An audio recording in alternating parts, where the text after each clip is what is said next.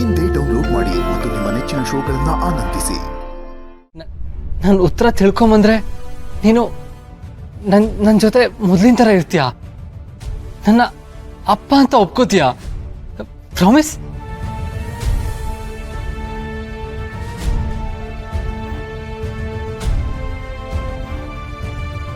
Promise.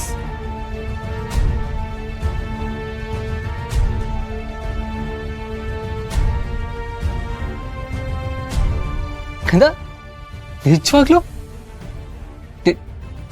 ನನ್ನ ಜೊತೆ ಮಾತಾಡ್ತೀಯ? ನಿನ್ನ ಎತ್ಕೊಂಡ್ರೆ ನೀನ್ ಕೋಪ ಮಾಡ್ಕೊಳಲ್ವಾ? ನಿನಗೆ ಉಪ್ಪು ಮೂಟೆ ಮಾಡಿದ್ರೆ ನೀನ್ ಬೈಯಲ್ವಾ? ನಿನಗೆ ಊಟ ಮಾಡಿಸಿದ್ರೆ ಮಾಡ್ತೀಯ? ಅಂದ್ರೆ ನನ್ನ ಕಂಪ್ಲೀಟಾಗಿ ಅಪ್ಪ ಅಂತ ಒಪ್ಕೋತೀಯ?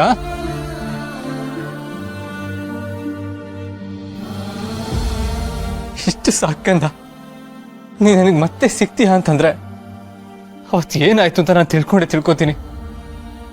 ಅದು ಎಷ್ಟೇ ಕಷ್ಟ ಆಗ್ಲಿ ನಾನು ತಿಳ್ಕೊತೀನಿ.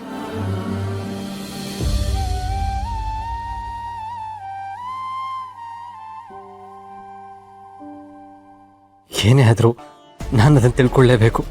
ನನ್ನ ಮಗಳನ್ನ ವಾಪಸ್ ಪಡ್ಕೊಳ್ಳೋದಕ್ಕೆ ಸಿಕ್ಕಿರೋ ಒಂದೇ ಒಂದು ಅವಕಾಶ ಇದು. ನಾನು ಯಾವ ಕಾರಣಕ್ಕೂ ಕಳ್ಕೊಳ್ಳಲ್ಲ.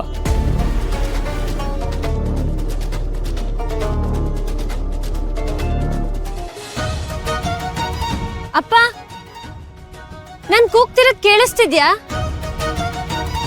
ಎಲ್ಲಾದ್ರೂ ಇವರು ಯಾವಾಗ್ಲೂ ಇಲ್ಲೇ ಇರ್ತಿದ್ರಲ್ಲ. ದುರ್ಗಾ, ಅಪ್ಪ ಸಿಕ್ಕಿದ್ರ?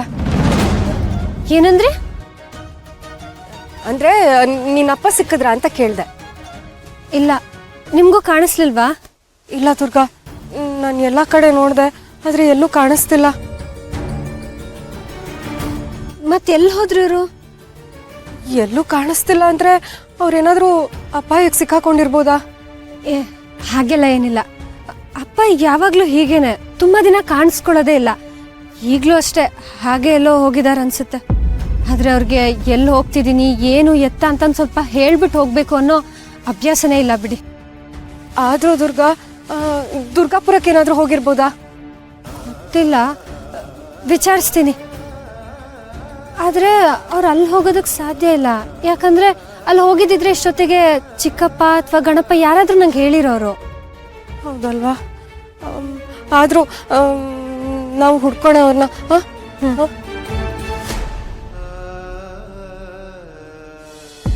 ಹಾ, ಆಯ್ತು ಚಿಕ್ಕಪ್ಪ. ಅಕಸ್ಮಾತ್ ಅಪ್ಪ ಏನಾದ್ರೂ ಅಲ್ಲಿಗೆ ಬಂದ್ರೆ